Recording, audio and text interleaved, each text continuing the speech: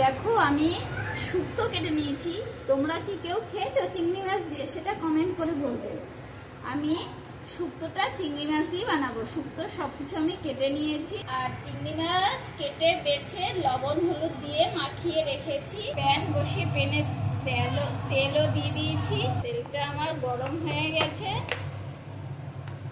এতে আমি দিয়ে দিলাম রাঁধুনি আর দিলাম শুকনো লঙ্কা। তোমাদের ইচ্ছে হলে পাঁচফোড়নও দিতে পারো, কিন্তু চিংড়ি মাছ দিচ্ছি যেহেতু ওই জন্য আমি রাঁধুনিটা দিলাম। এবার আমি চিংড়ি মাছ দিয়ে দিচ্ছি সব আস্তে আস্তে করে। চিংড়ি মাছটা ভাজা ভাজা হবে। এবার এর ভিতরে আমি সবজিটা দিয়ে দিচ্ছি। সবজিটা দিয়ে এর ভিতরে আমি পরিমাণ মতো দিয়ে দিচ্ছি হলুদটা দিয়ে ভালো করে নাড়াচাড়া করে একটু ভাজা ভাজা করে দিচ্ছি সবজিটা। এবার আমি দিয়ে দিচ্ছি পরিমাণ মতো লবণ। সবজিটা ভাজা ভাজা হয়ে আসছে। এবার আমি দিয়ে দিলাম জল। শুক্তোতে ঝাল খায় না, কিন্তু অনেকে খেতে ভালো লাগে ঝাল ঝাল, বাঙালরা ঝালের রাজা, সেই জন্য আমি দিয়ে দিলাম কটা কাঁচা লঙ্কা।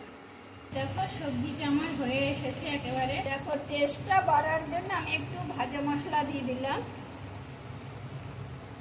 কারা কারা এরকম খেয়েছো অবশ্যই কমেন্ট করে বলবে।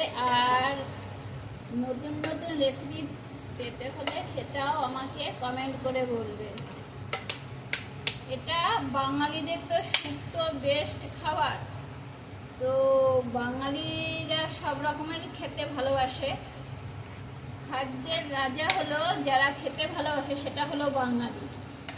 মাছে ভাতে বাঙালি। মাছ তো চাই। চিংড়ি মাছ দিয়ে টেস্টটা আরো দ্বিগুণ বেড়ে গেছে। কারা কারা এইরকম খেয়েছো তারাও কমেন্ট করবে। যারা যারা খেতে চাও তারাও অবশ্যই কমেন্ট করে বলবে। তোমরা ভালো থাকবা এবং সুস্থ থাকবা। সবার কাছে শুভকামনা। Tata, bye bye. আমার গ্যাসটাও বন্ধ হয়ে গেল।